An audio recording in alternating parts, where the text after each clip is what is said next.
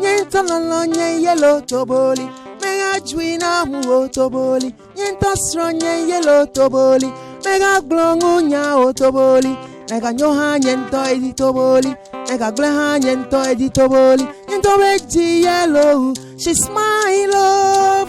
Toboli, toboli, toboli, toboli, toboli, toboli, toboli, toboli, toboli, la la nyele toboli. Oh yeah, toboli, toboli, toboli, toboli, toboli, toboli, toboli, toboli, toboli, yeah. Strong yale toboli. Oba fefe ni bibia yeje. Makume muhimanu kwana mipe, adia mipe, enwana oye. Sofi manu nanu dedede. Ibi I love oh, Ibi I go Mario. If I no marry, I go die. Hello and welcome to Diplomatic License right here on City TV. My name is Apioko and you're very, very welcome to this African Union celebration. This edition is celebrating African Union Day, which fell on the 25th and does fall on the 25th of May every year. Now today I have a very special guest with me here at the Alisa Hotel at North Ridge in Accra. Thank you for hosting us. My guest today is Mr. Abdourahamane Diallo. He is the head of office and representative of UNESCO to Ghana. And why am I speaking to him? Of course, you'll find out as our conversation unfolds, but the theme for this year's African Union Day is something that's very dear to my heart, something that we've been talking about for many years, and it's great to know that everybody has caught on to it finally, and it's arts, culture, and heritage. Levers for building the Africa we want. Arts, culture, heritage, levers for building the Africa we want. And I'm very excited to have Mr. Diallo here. We'll be talking everything AU, and I'm sure he has a lot to share because he's from Niger, so he's African himself. He loves Africa, he has Africa at heart. Of course, if you're representing UNESCO, you must have art and culture and education and all that at heart as well. So when we return, this conversation begins.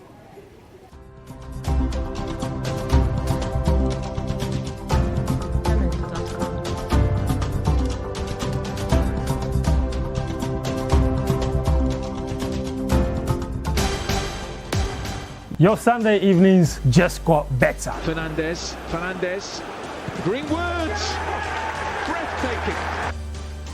Cut all the thrills, the fun and the action right here on Ghana's fastest growing TV channel, City TV. There goes LeBron, bullies his way in. As we review the weekend sporting action, providing the best analysis on your favorite sporting moments. That young man from Uruguay, Valverde. Yeah. Wow, goodness me. Federico. He's an engine. Barcelona are very disappointed in themselves because they've been all over the place since the restart. My point is, they've literally handed the title to Real Madrid. This is where it all begins. Akanji in towards Haaland, who gloves it on. This is Scorecard with me, Fentu Otahiru Fentu. Every Sunday at 9 p.m. only on City TV.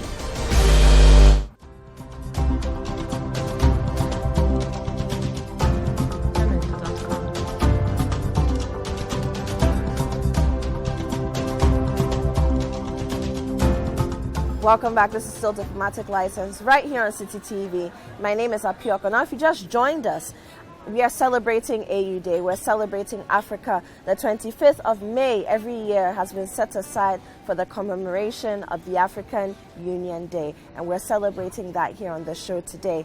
We have Hewala Sounds with us. They'll be playing some wonderful music. They started the show with us. You'll catch them again if you didn't in the beginning.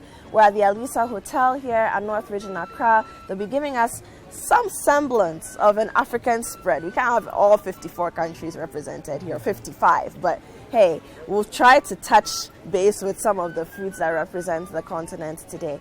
And I do have a very special guest, Mr. Abdourahamane Diallo. He is the head of office and the representative of UNESCO to Ghana. Hello. Hello. You're very welcome. Good afternoon. Good afternoon.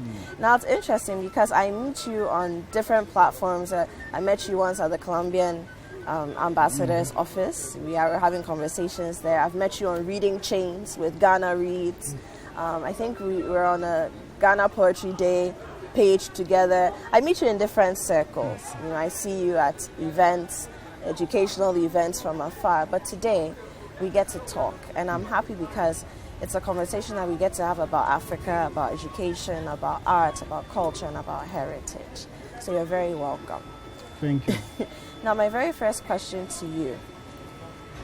A lot of people still don't know what the African Union means to us as Africans. So I want us to start from the beginning, and I don't want us to dwell on the past because we have a present to talk about. What's the history? Let's start from even the Organization of African Unity, the OAU, that was born in 1963, and how we ended up here with the African Union that we have today. Thank you very much for the opportunity. It's a pleasure to be with you. I know we've been interacting on other platforms, so it's good. It's pleasant to be here on the occasion of the Africa Union Day. And I will say that I will speak briefly on the history as part of my function in education, since we have this responsibility as part of UNESCO mandate: education, sciences, culture, and communication and information. So it's part of That's our a huge duty. portfolio. Exactly, it's part of our mandate also to ensure that the transmission of knowledge, the transmission of history, of culture.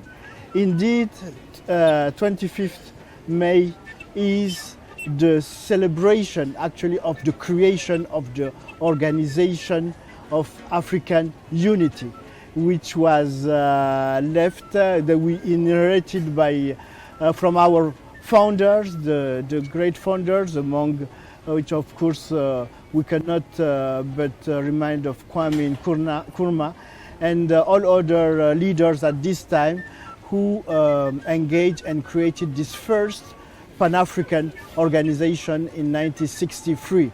So it was following the independences. Most of the countries got their independence in the 1960s, and it was really an organization of at the beginning of cooperation, and it was the spirit of the liberation, but very quickly the need of really uniting, and on a way, I would say, not to delete but to reconsider those artificial borders that we inherited. So the issue of integration was critical. So this year's journey to integration, how to develop, to build this integration, economic, but of course cultural, human integration. So this is this journey which led the organization to Africa Union. It went through what we call an historic date is 9 September 1999. It was in Libya, in the city of Sirte, where the OAU members acted the declaration of Sirte, the Sirte Declaration. So it was at the time of the leadership of Gaddafi. And that was the inception of Africa Union.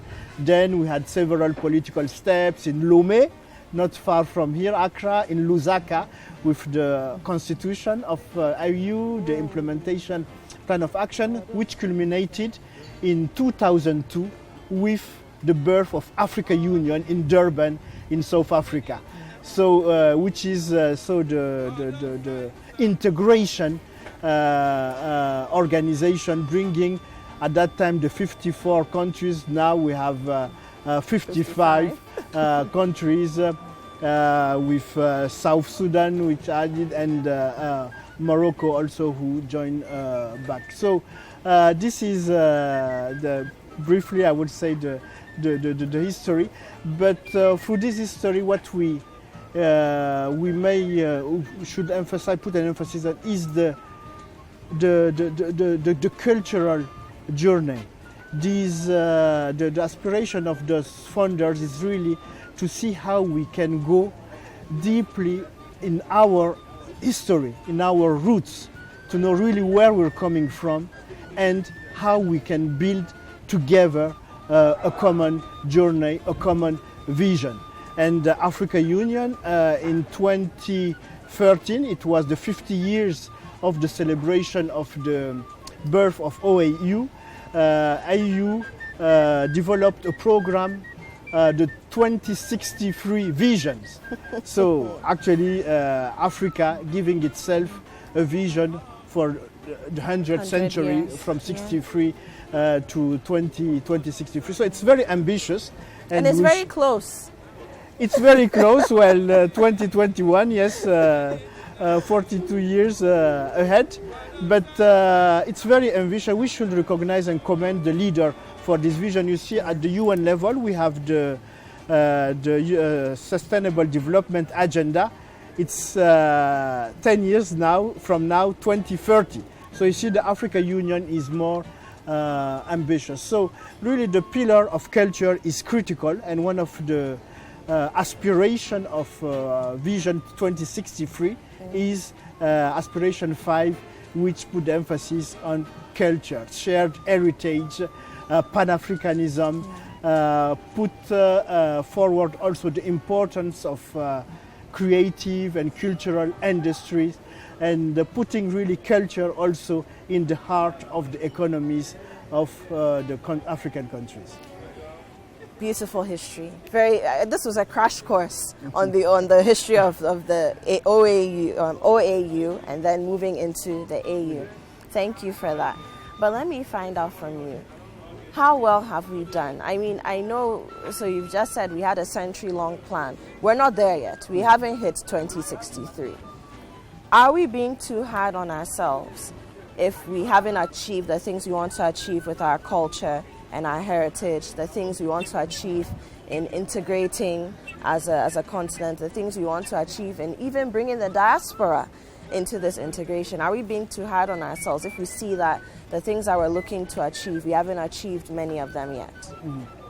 Yes, well, it's a long journey, and we must commend the continent and the leaders to have come up with this vision, and they developed also a framework and institutions. So for all of us citizens in the country, sometimes we say, well, this machinery in Addis Ababa with leaders, commissioners, how does it affect my pockets and the food on my table? A lot of resolutions. What is the meaning? But it's important. We need to have this political vision, and we have policies and then resolutions so that countries commit themselves to implement in their countries. So through this mechanism, and the African Union, they have the Commission, the African Union Commission, based in Addis Ababa, with different commissioners in charge of different portfolio, starting from agriculture to economic and industry, through education, science, technology, peace and security, of course, and social dimension also. So they have currently 6 commissioners, and actually they have the chairperson of the African Union, who is Mohamed Faki from Chad, and a deputy chairperson. So there are 8 of them at the commission. So, and every year, African Union, every year actually they hold 2 summits, one in January and another one in June. So they monitor actually the implementation of the different resolution they committed to. So every 6 months, yes, there's 6 some kind months, of a 1 review. year. So it's a monitoring platform, and so it is through this monitoring process that we can appreciate, assess what we have done, what are the remaining gaps. And it is interesting that the leaders made the decision on culture, and for 2021 they chose the theme for culture. So it's a recognition at that level that culture is critical. Culture is very important for the history, for the economy, for the transformation of Africa. So it is to be commended, and through this year, so with the theme arts, culture, and heritage, The African Union Commission also will go through all the different issues pertaining related to culture. So you start from issue of languages to issues of museums. African Union have several continental museum projects in Egypt and in Algeria, to issues about the industries, cultural industries, policy and plan. So how the continental platform is implemented and contextualized in each countries. You have also issue about the history, the general history of Africa, how to implement it and include it in the curricula in each countries. Okay. So several components are... and many layers. Exactly. Actually, there are around 14 components and recommendation for this year. And so the African Union Commission and their department in charge are coordinating. And UNESCO has the UN agency in charge of UNESCO of culture. We support the Commission and the countries individually on the basis to implement these continental platforms. Okay, so I'll come to how UNESCO is supporting individual African countries, but also the AU as a whole in achieving these targets. But I mean, you said something very interesting, that at that level, you know, level of governance, level of policy, continental-wise, the leaders have realized that culture is very important and very critical. Now, when we think of Africa, we think of natural resources. I mean, it's the reason why we had colonization and slavery in the first place, right? Our resources first, our people. Then we talk about our gold, our diamonds, our oil, so many different things, our water bodies, so many things, food, cocoa. But we talk about culture, and I think a lot of the time we don't recognize our culture is also a resource for us on the continent. We have a very rich culture. The question I want to ask you though is, some people may be watching us and say, okay, our leaders have met and they've decided that the way forward for Africa is to focus on arts, culture and heritage. Why not, have we finished focusing on cocoa? Have we finished focusing on gold? Have we finished focusing on our textiles? Why is this important, and how can we break it down for people to understand that this is the way for us to go if we want integration for Africa and if we want the development that we are dreaming of? Yes, but I will start with a kind of definition. What is culture? Culture is about everything in our daily life. It's about the way we are breathing, the way we are talking, the way we are smelling, what we are eating, everyday ceremonies, rites. So our outdoors, our weddings, our funerals. It is our identity. It's embedded in us. So to handle cocoa issue, to handle oil issue, to handle industry issue, actually the culture prism is there. So this is where it's important. It's very important the way actually you are educated. All of us, we go, those who have been privileged and to go to schools to get education. We go and get education and we are using other languages. It are not our native, our local languages. It is a first actually filter which does not help us to a certain way to really tap and harness our potential, etc. So this is all about culture. What about speaking more in our language, really building this new mind and way of thinking through our prism. So culture is essential. Culture is our DNA, so we cannot do advance progress without a culture. So that being said, the importance of culture also in the economy, it is to be assessed. Actually, we suffer from the weakness and absence of data. Do we have the right statistics today here in Ghana and saying, so what's the contribution of the cultural and creative sector?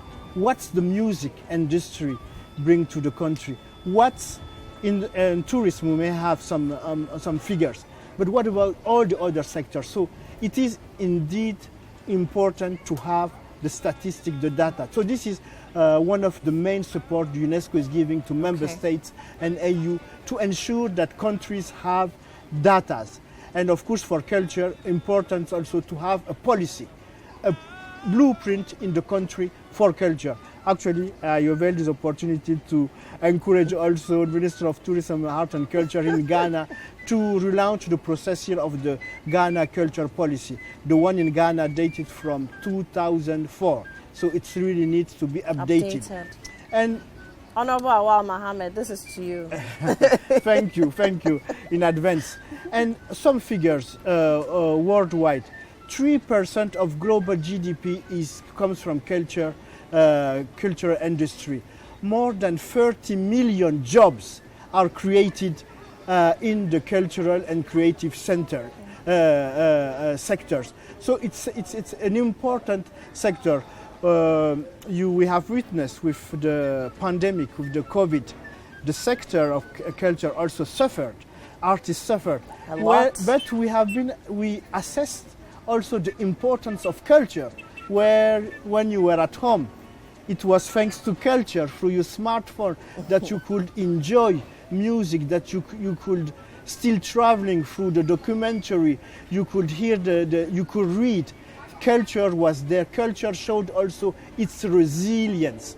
So during this crisis also we see the potential really of the culture sector. So indeed all sectors are important, but the culture sector is equally, if not sometimes even more important. Countries who don't have minerals, etc., they live with their tourism, and this is the cultural asset which is well protected, maintained and promoted. And it is another call and invitation also to our culture stakeholders and leaders here, and again the Minister of Tourism, Art and Culture. Tourism, Arts and Culture, Ghana Tourism Authority, all of you, please. Tourism is critical. Tourism is very important.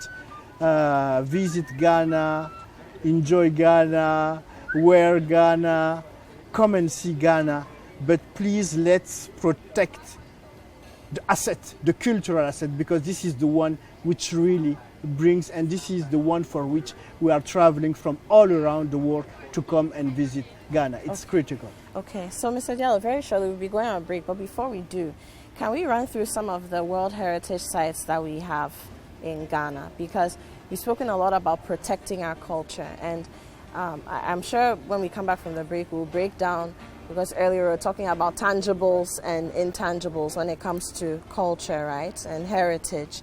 What are some of the World Heritage sites that we have in Ghana? Because I know we have many more than many other places, but it seems as though we don't realize how important they are on a global scale. Thank you very much for this. To link with Africa Union recognized the importance of World Heritage and World Heritage sites in Africa.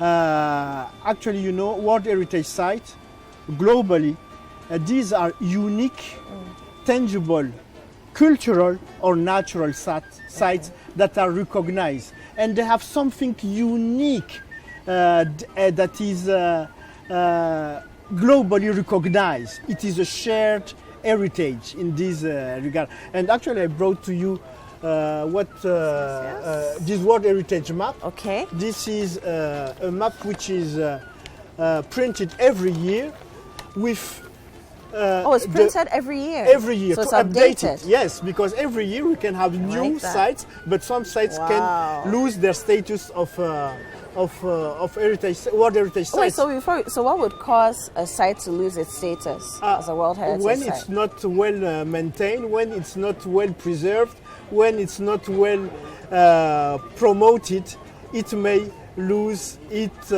status. Actually, the technical expression is when the site loses its outstanding universal value. This is an outstanding universal value. This is a value which makes it unique. How do you say that in French?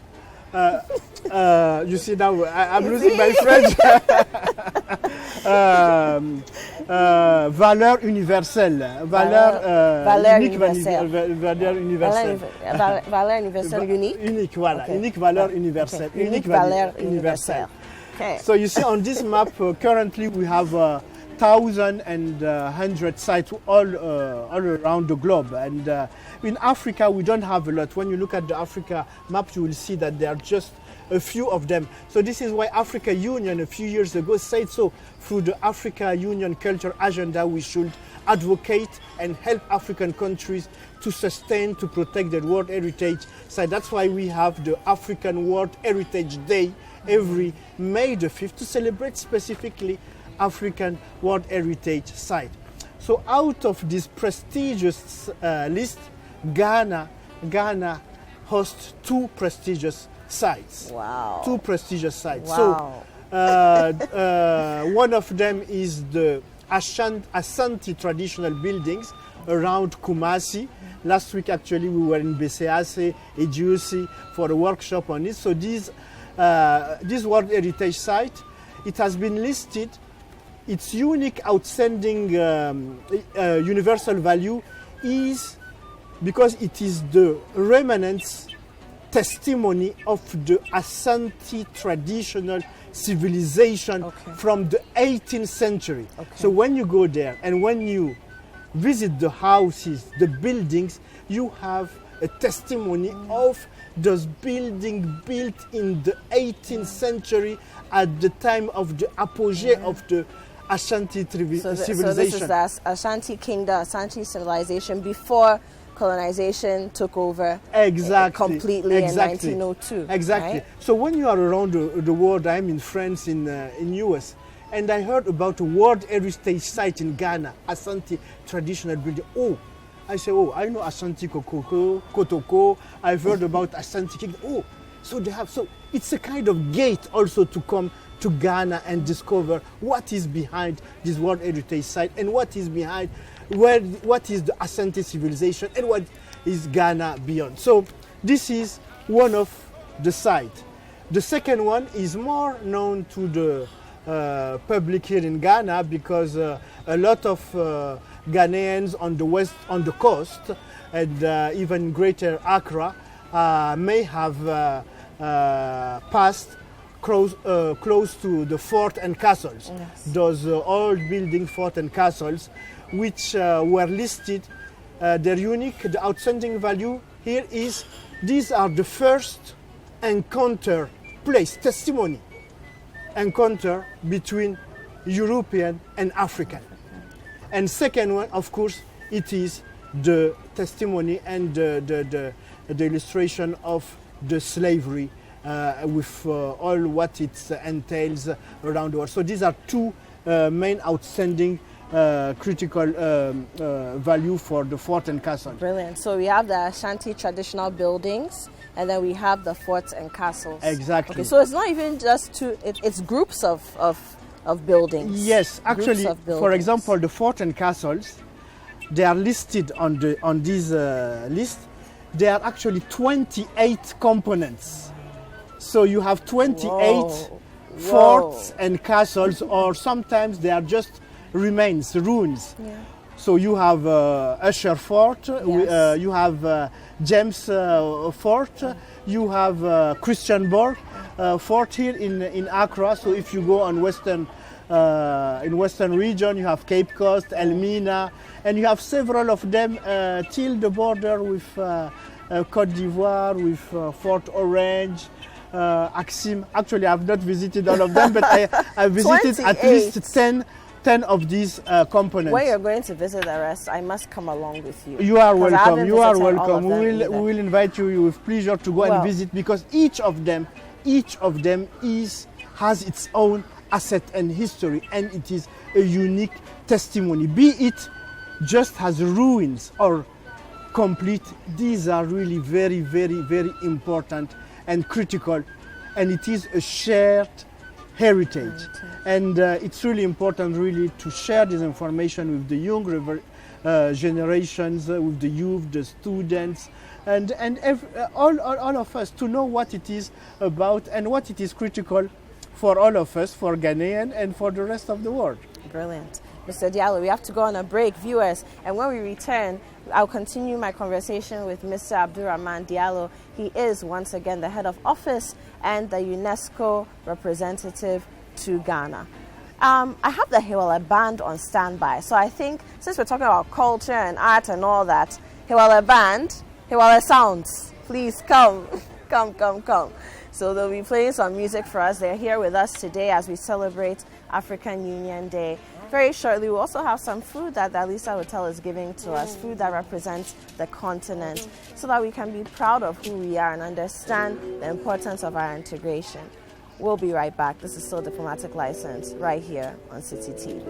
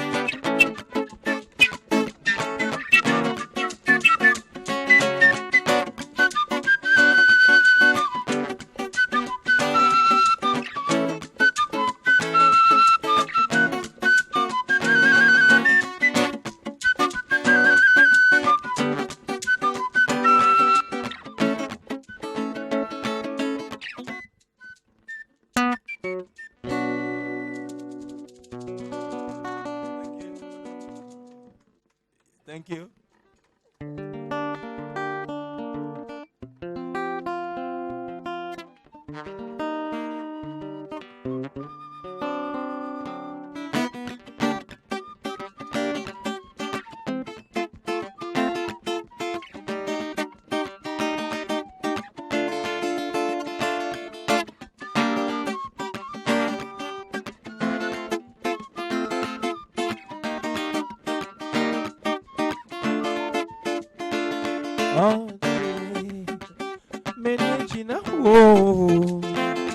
Other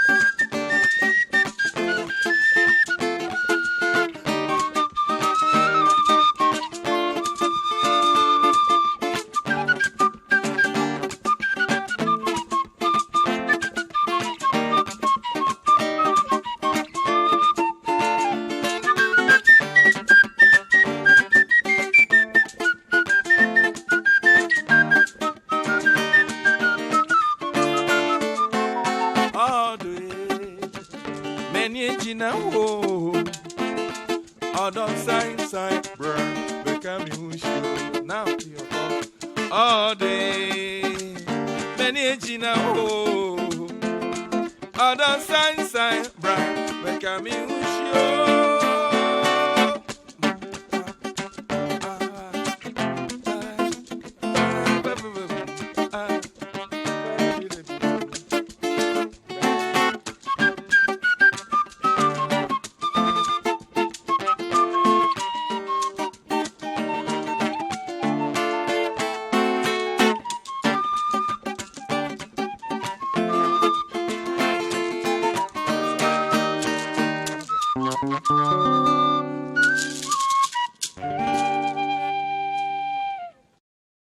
Ooh, yeah.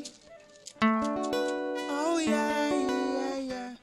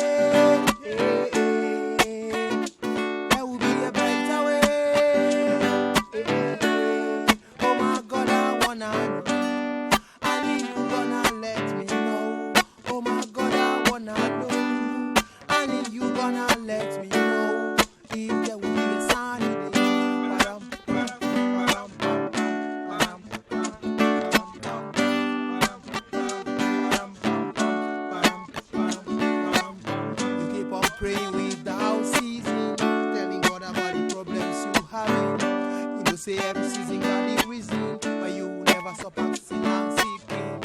You sick and tired of the war you live in, and the many problems that you having. Oh my God, you are believing, trusting, asking, there will be a brighter day.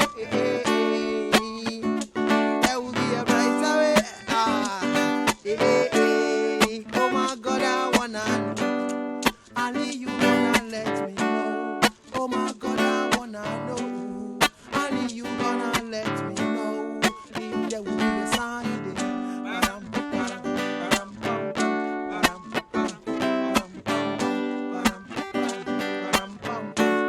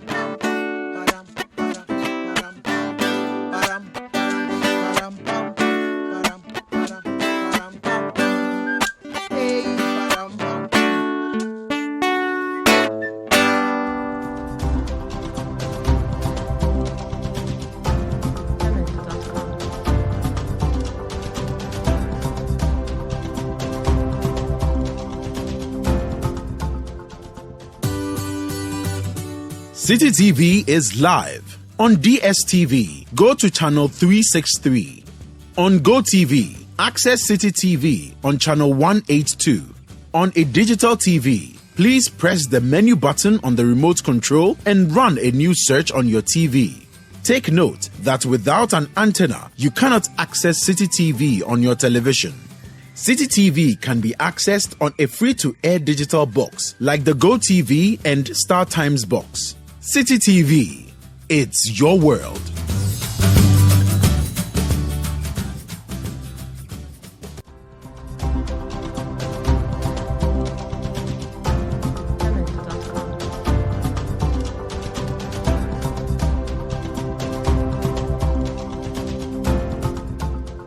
Welcome back. Just gone by, you heard the Hiwale sound. I mean, led by Dela Botri. He, in himself, I mean, he's a Ghanaian, he's an African who's doing wonderful things for culture. Mr. Abdourahamane Diallo, he's doing wonderful things for culture across the globe. And I know he's a UNESCO ambassador, right? Yes, well, actually, he attended and played for the African World Heritage Day. So he played, he performed very well. We thank him very much. And we can see why. I mean, he's traveled so many places just to learn how to play the local flutes, the bamboo flutes that Ghanaians would call the atantaben. You know, how to play it for the way other Africans play it. And for me, that's the kind of integration we're talking about, you know, the music and everything else. But we've been eating. I'm sorry to you, but we've been eating here on Diplomatic License. In case you just joined us, we're celebrating AU Day here at Alisa Hotel in Northridge. And speaking about Alisa Hotel, it's owned by a Ghanaian, by an African. And you know, it's a premium business address. So it's great to know that over the years, when businessmen and women have wanted to do things, they come to Alisa Hotel. And the fact that it's owned by an African, I mean, that makes me happy. That's the kind of thing that we're talking about today, the kind of thing we want to see more of. And I must say that I saw Alisa when they started out very small. And now I know they're putting up a building in Tema as well with a sky bar. Brilliant, so brilliant. And the food. So we've been eating today. I have banku and okra soup. So the banku is wrapped in a leaf You don't see that often, but I think we should be doing more of this than wrapping banku in plastic, right? Okay, so banku and okra soup prepared by, and I have my, as a Ga woman, I'll say my nga. In Ga, the flat crabs, these ones, we call them nga. And then the big ones with the monster claws, we call them ka. Yes, yes. Okay. And I believe we have okra soup here because it's not unique to Ghana. You can find it in many parts of the continent. Banku, we have variations. There's pap if you go down south and towards the east. The ugali is there as well. And you have beef and date sauce with rice. Now, rice is common on the continent. Yes, yes. Thankfully, we are growing our own rice these days. Even in Ghana, we're pushing for Ghana rice to be bought, to be stocked on our shelves. And you have beef and date sauce. And since, I mean, Eid was last week, or last 2 weeks. Last 2 weeks. Yes, but at least there's some dates in there. Yes, so it's still, I wasn't able to celebrate with you. So at least I'm celebrating with you today. Thank you. Celebrating with you today. I'm enjoying. Thank you. Very, very good. Very good and very good, I would say, voyage. A journey through the gastronomy, the Ghanaian gastronomy. Very rich one. We were talking about the zongo. Yes. In the zongo, the foods and the culinary tradition that they have there. And coming from Niger, when I go in this area, I can find some of the foods from Niger. So it's now you're a Fulani man, right? A Fulani. Yes. So for those of you who think that we only find our Fulani sisters and brothers in Ghana, no, they're everywhere. They're everywhere. They are nomads. Yes, and clearly.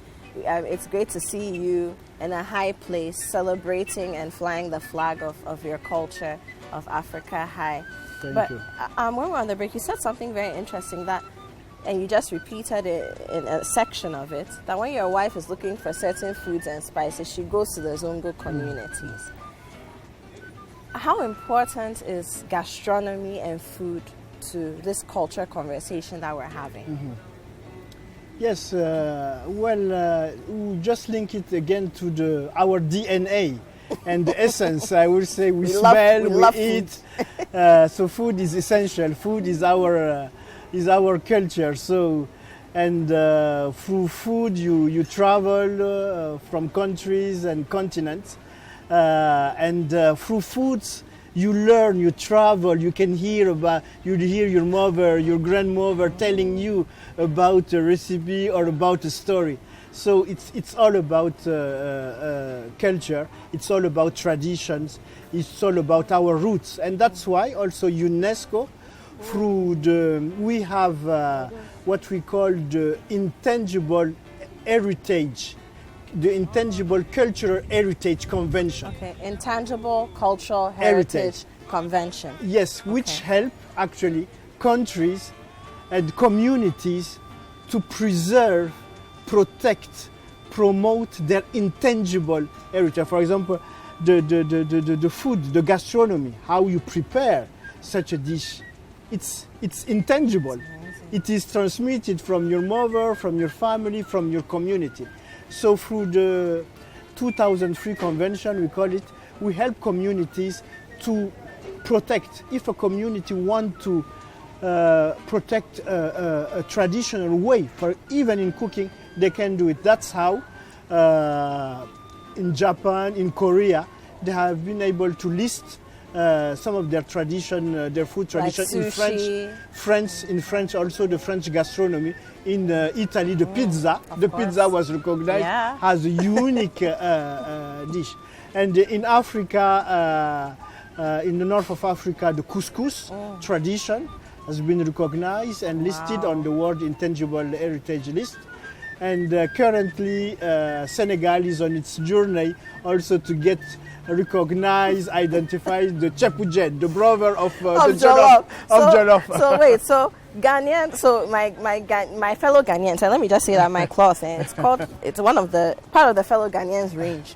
If we can't have a holiday, at least we're celebrating, fellow Ghanaians. So fellow Ghanaians and fellow Nigerians, we're here fighting about whose jollof is the best. Meanwhile, as Senegalese people, they have gone to UNESCO and they're getting it recognized globally as a heritage, intangible heritage, cultural heritage, intangible cultural heritage. So what are we doing? Let's join forces before they overtake us. You are welcome. You are welcome. You are welcome. And just to bridge with the talented artists we have just heard, the music also, tradition of music, are also helped and supported through this convention. So this is how the famous reggae music has been listed by Jamaica. There's a journey which is ongoing in Congo with rumba. Next year, this year, at the end of the year, it should be recognized. I know a lot about it because I was in Congo before and we worked with the musician community on this journey. So it's another avenue also which is open. And of course, here in Ghana, we think of high life. So I was about to ask, what are we doing with high life? Well, it has the potential, of course, and well, it depends on the community. I know that Musiga is starting to think about that. So it's just a process, and we are ready to support, to give the advice and to support. So, Mr. Diallo, if I understand you, what you're saying is that we as citizens of our individual countries, of African countries, we need to approach UNESCO. The opportunity is there, but we need to approach, organize ourselves, and then apply for our heritage to be documented and recognized. Exactly. So why are we doing that? Why aren't we doing this? No, you are doing, maybe you don't know, you are doing. The Ministry of Tourism, Art and Culture and its different agencies. Okay. For example, for intangible heritage, this is National Folklore Board. Of course. So we are working with them, we are helping them. Yes. So they will start to do what they call the inventory. They're going to identify which elements. It can be a food, gastronomy, it can be on music, it can be a traditional rites, etc. Okay. So they will do what they call the inventory exercise. Okay. But each community is invited and can approach National Folklore Board or directly UNESCO to see how they can be supported. So it means that even the way we do our funerals, we could approach it that way. We're in Homowa season. I mean, well, there's a ban on drumming and dancing until the 10th of June. We can talk about Homowa, about Afasha, all the festivals we have. All these, and it's all about the community. If the community say that these traditions, these festival, this way of weaving, this technique of doing it is important for my community, it deserves to be supported and documented and promoted. So it's really open. We haven't talked about the weavings, the kente weavings, which can also be a subject of kind of exercise and recognition. Okay, so Mr. Diallo, I want us to wrap this up now. And finally, I want us to talk about ACTA, because that's the biggest conversation around the AU at the moment. So we're talking about, and for those of you who just joined us, in celebrating AU Day this year, our theme is arts, culture, and heritage. And we are calling them levers for building the Africa we want. How can AFTA invest or see opportunity in this culture space that we are talking about and take us, leverage us, to the global stage so that we can compete on that level? Well, first of all, AFTAC is a major achievement by Africa. It will be the largest free trade area with 55 countries. So which means that now from Djibouti to Senegal, from Egypt to South Africa, we should be really free for goods and services.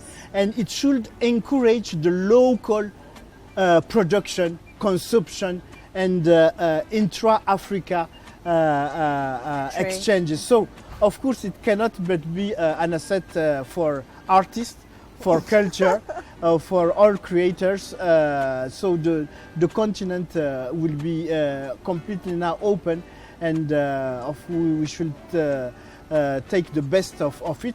But in the meantime, of course, there's a need of explanation to all these different category of the economy or sectors, so that they understand exactly what it means tomorrow for an artist, for a singer or for a designer going from another. What will change exactly, and where will the barrier will be broken so that they can easily. So we know that it will be a gradual process, but we will get there, and it's really a major achievement. But the other way culture can also help that. I would say that we are telling it at the beginning.